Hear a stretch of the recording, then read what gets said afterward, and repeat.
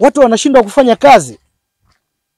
Sasa siuone kama tunapoteza nguvu kazi ya taifa na nguvu kazi ya kijiji chetu, kwa sababu matendo haya ya ulevi ndio yanapelekea mambo kadha wa kadha, ikiwa pamoja na masuala ya ubakaji, ikiwa na masuala ya ulawiti, lakini unyanyasaji, vipigo kwa wamama, ndio haya mambo ya ulevi ndio yanapelekea hivyo. Sasa kwa nini nimeanza kulizungumza hili?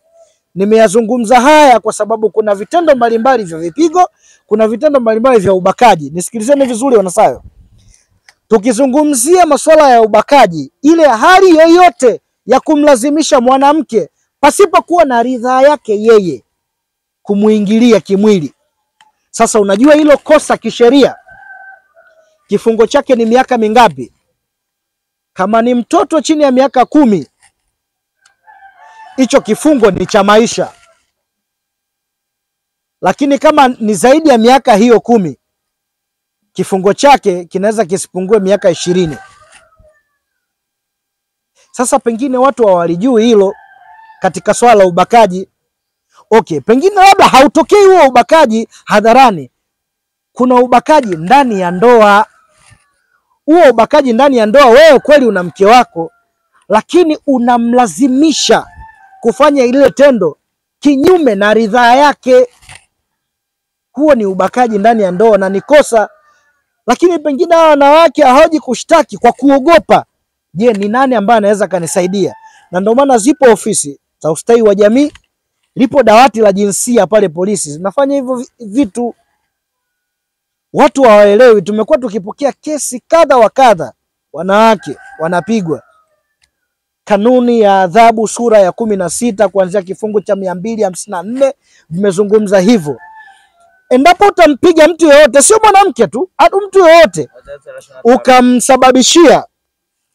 ukamsababishia ulemavu, unaweza ukafungwa kuanzia miaka 5 mpaka 20.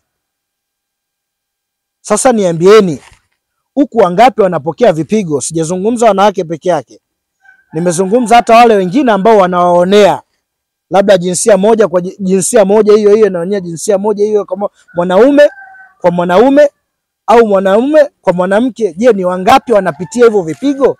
Lakini watu hawajui utawala wa sheria, hawajui kufanya hiki kitu ni kosa kisheria na naweza nikafungwa. Leo hii hapo ukikamatwa tukakupeleka pale tukakufungulia mashtaka ukafungwa, familia yako itajisikiaje? Baba na mama watajisikiaje kukupoteza wewe? Kisa nini? Hujui tu sheria. Sheria zinasemaje? Kwa sababu upo utaratibu. Okay, mmeona mtu anafanya vitendo vya ukatili wa kijinsia, kubaka, naliweka hilo pembeni, lakini kuna swala kulawiti, kufanya mapenzi kinyume na maumbile. Jamani, amuoni kama hilo ni kosa na limeandikwa katika kanuni za adhabu sura ya 16? Ni kosa, unaweza ukafungwa jela maisha kama ni mtoto chini ya miaka 10, moja kwa moja, au unaweza ukafungwa kifungo kisichopungua miaka 30.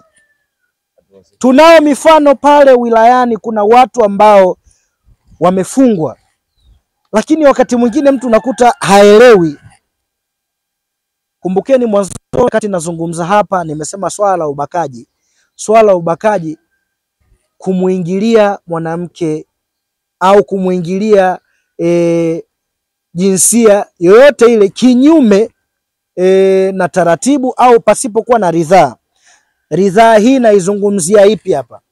Pengine mtu anaweza akajiuliza, na wananchi wengi wanasemaga hilo kwamba chini ya miaka huyu akishafikisha miaka 18 na kuendelea, jamani, yule mtoto aliye na miaka 18, sawa, mtoto aliye chini ya miaka 18, hapa tuzungumzii swala la ridhaa.